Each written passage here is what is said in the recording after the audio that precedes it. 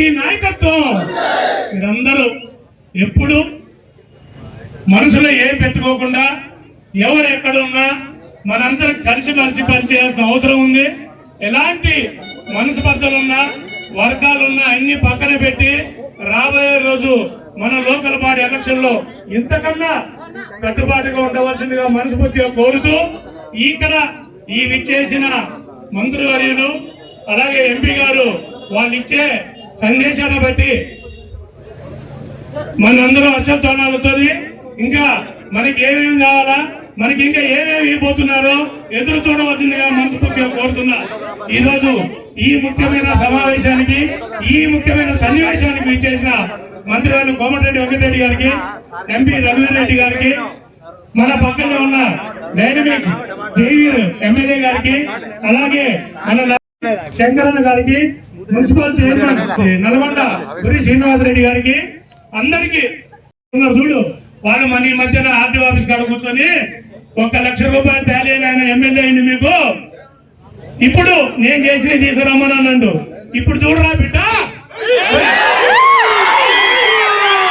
మా మినిస్టర్ గారు మా ఎంపీ గారి ఆధ్వర్యంలో 150 కోట్ల రూపాయలతో ఈ రోజు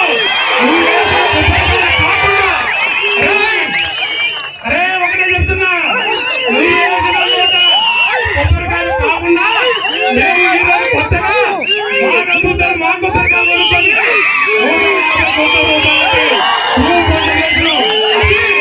కాంగ్రెస్ పార్టీ ధైర్యం, కాంగ్రెస్ పార్టీ దమ్ము, కాంగ్రెస్ పార్టీ కార్యకర్తల అభిమానాలని మీ అందరి ముందు చెప్తున్నాను.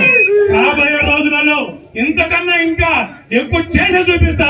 నేను చెప్పను, చేసి చూపిస్తా.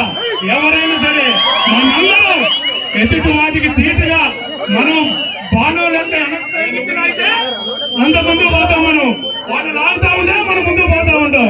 దయచేసి ఎలాంటి పొరపాటు మాటలు కానీ ఎలాంటి వర్గాల మాటలు కానీ అలాంటి ఏం మాట్లాడద్దు. అందరం కాంగ్రెస్ పార్టీ కొడుకుగా బతుకుతున్నాం కాబట్టి కార్యకర్తల మనోభావాలు మొన్న మధ్యన రేవంత్ రెడ్డి గారు చెప్పిండు. కార్యకర్తల మనోభావాలు గుర్తించి రాబోయే రోజులలో కార్యకర్తల కోసం లోకల్ బాడీ ఎలక్షన్లో వాళ్ళ కోసం నా వంతు సహాయం చేసి నా వంతు కృషి చేసి వాళ్ళందరూ గెలిపించగా పనిచేస్తానని మీ అందరికీ నేను పాటిస్తున్నా. దయచేసి ఎవరి మనోభావాలలోనో ఎవరి మాటలలోనో అవతల పార్టీ వాళ్ళ అడుగుదారులలో పడి మోసపోకండి. బిఎల్ఆర్ ఉన్నాడు, బిఎల్ఆర్ మీకు నమ్మకం, బిఎల్ఆర్ కాంగ్రెస్ పార్టీ బిఎల్ఆర్ అని మీ అందరికీ చెప్తున్నా. నేను